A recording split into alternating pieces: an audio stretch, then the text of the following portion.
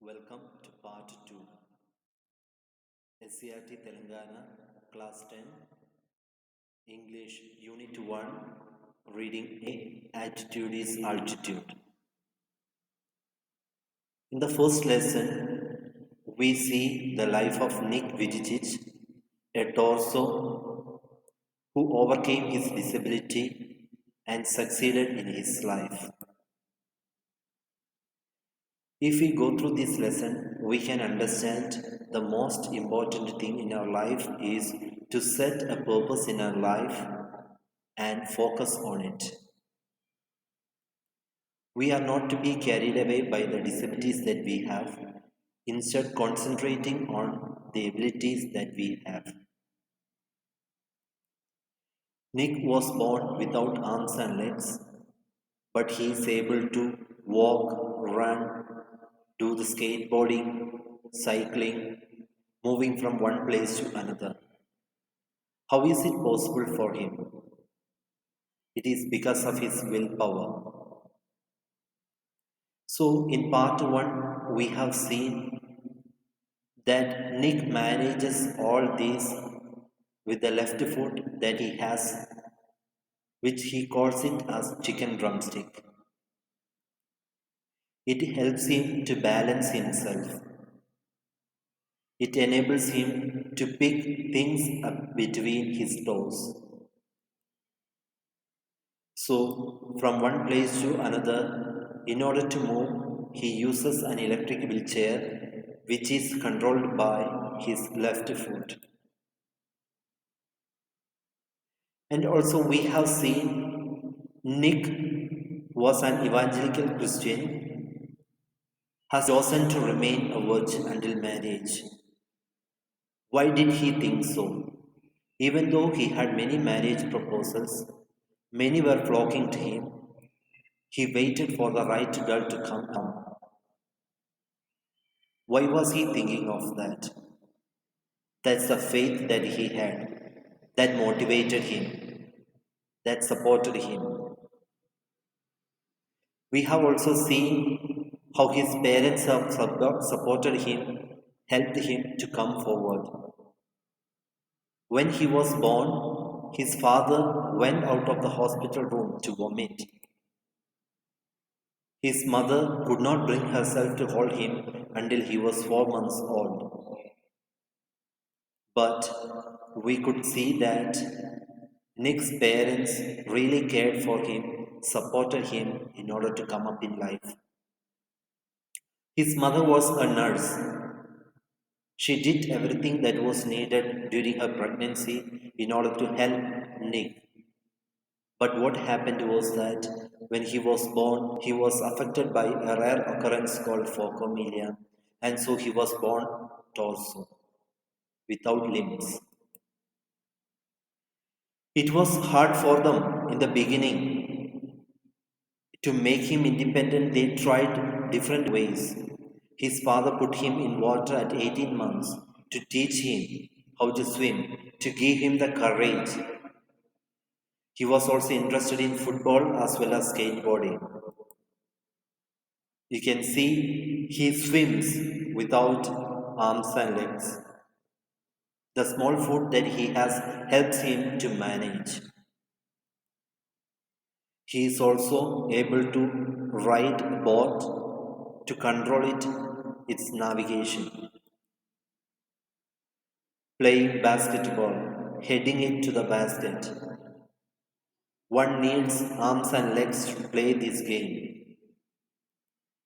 So, Nick's father, in order to make him independent, when Nick was 6 years, he taught him how to type with his small foot.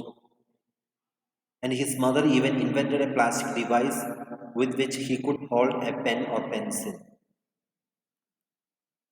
So there was a chance of being bullied, but still his parents insisted him attending mainstream school. It was the best decision they could have made for him. That's what he says. Though in the beginning he was teased and bullied by his friends, he understood that was the best decision his parents had made for him. That motivated him that made him strong. He had an electric wheelchair for mobility. In order to move about, he was using an electric wheelchair. When he was 8 years, he was deeply depressed. Maybe the problems that he had to face there in the school, the struggles he had to undergo there, as the other children were moving about normally, he was unable to manage. He was deeply depressed. He went and told his mother he wanted to kill himself.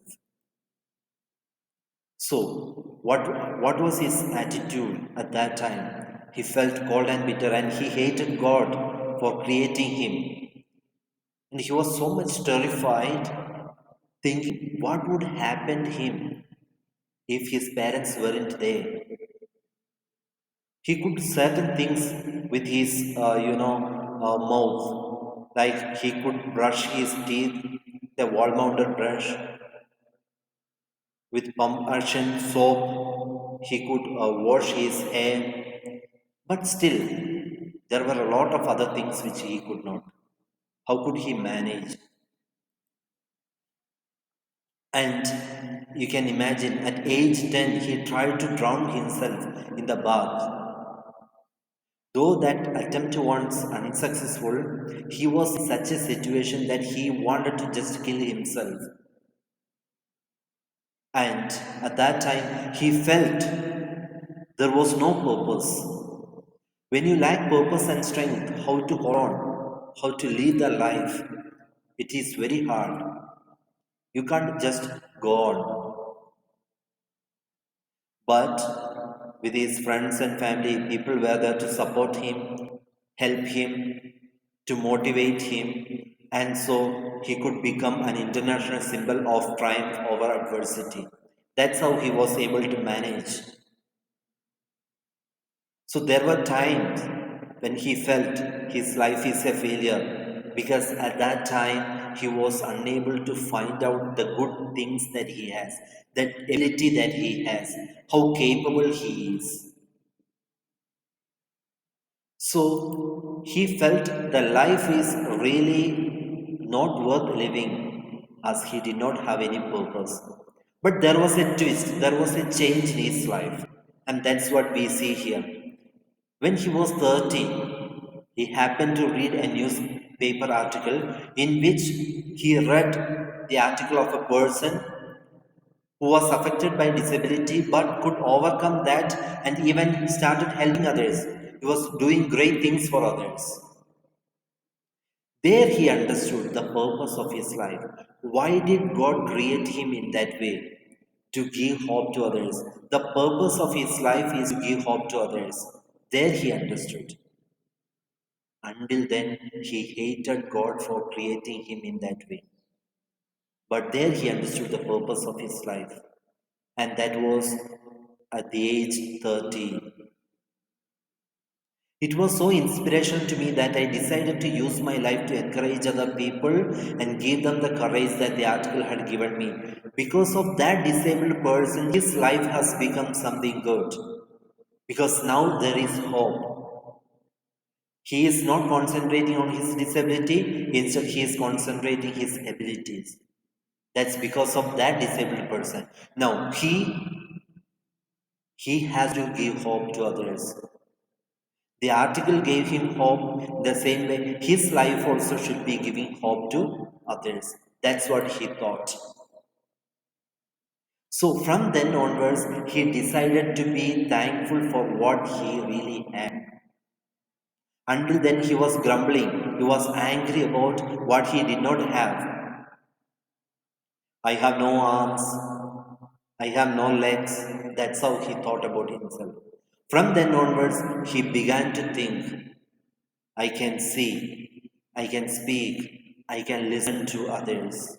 So let me be a motivational speaker. Let me give hope to others.